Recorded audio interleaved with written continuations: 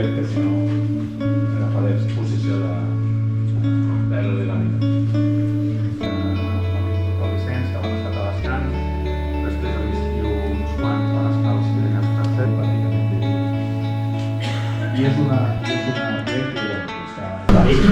enguany a la Festa de l'Esport de Gràcia, que fa un homenatge a tota la gent de Gràcia, de tots els clubs que han tingut mèrits esportius, aquest any el districte va voler homenatjar el club ciclista, i entre allò va veure que era un gran valor del club que hi hagués gent gran de més de 80 anys, però també molta gent jubilada, que practiqués el ciclisme. Parlant amb ells van voler fer un homenatge a tota la gent de més de 80 anys que està practicant ciclisme al club.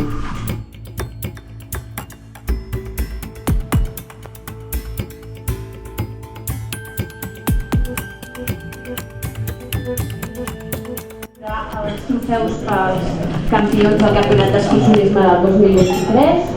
En tercer lloc, Ramiro Rivera. En segon lloc, ex aequo, tenim el Gerard Carrasco. També en segon lloc, ex aequo, el nostre fotògraf, el Vicent.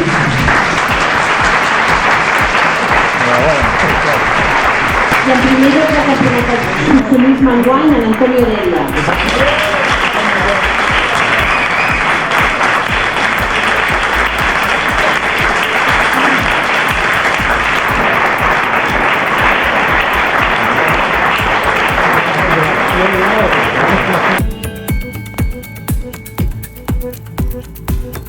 És el moment de fer homenatge a dues persones, dos grans presidents que ha tingut aquest club, que es va aprovar en l'assemblea l'any passat i enguany volem fer-ho efectiu.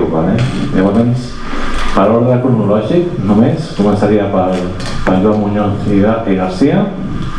Gràcies a la seva família per assistir. El senyor Muñoz va ser un home forjat des de la seva infància al barri de Gràcia. Aquest barri que us dic que ara potser ja no és el mateix. Però en aquell moment on hi havia moltes tradicions i molt associacionisme. Si teniu alguns referències de la Violeta era un centre d'associacionisme d'aquells moments i d'ara també.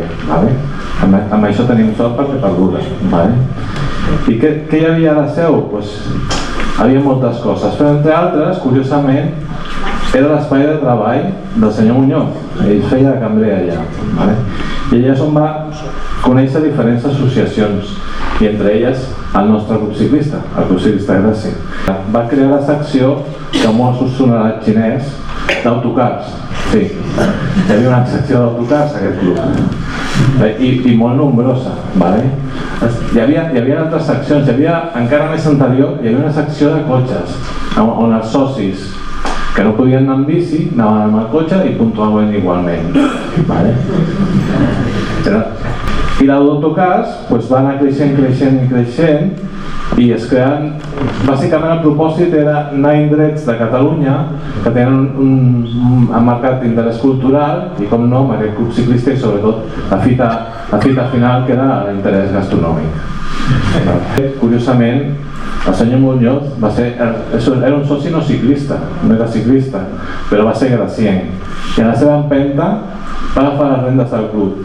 En uns moments que no eren massa gratificants, la Junta cremava, no és potser com ara, que és potser més propera, no tothom volia agafar-la, la va agafar i la va liderar fins que, sortosament, en noves generacions van poder seguir-la.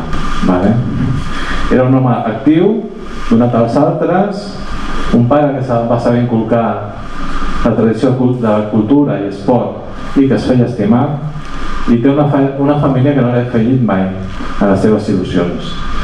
I és per això que des del nostre cor li volem dedicar aquest homenatge a ell i a la seva família.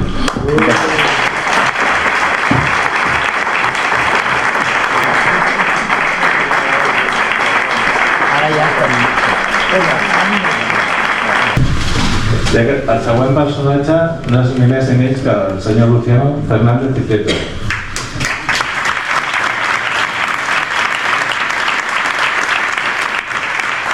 Luciano Fernández Prieto. Luciano, aparentemente, ¿qué diríais de Luciano? ¿Encaja con un perfil de ciclista clásico?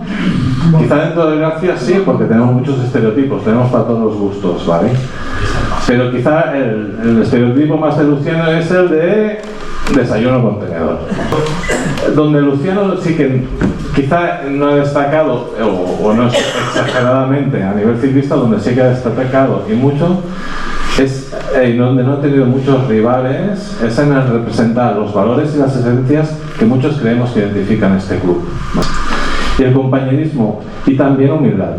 Y finalmente, y para ser presidente, un liderazgo sobrio, basado en la fiabilidad y en la capacidad de escucha y empatía. Socio, corrígeme si me equivoco, desde 1994, con 45 años en sus momentos, no tardó mucho en ser uno más de la familia. En su presencia se notó desde el primer minuto, en todas las facetas del club, en excursiones, en charlas catalanas, federación y por supuesto, finalmente uniéndose a la Junta, en esos momentos al señor Muñoz, ¿no? Y hasta ahora, que no es el presidente, pero es la referencia, continúa siendo Luciano.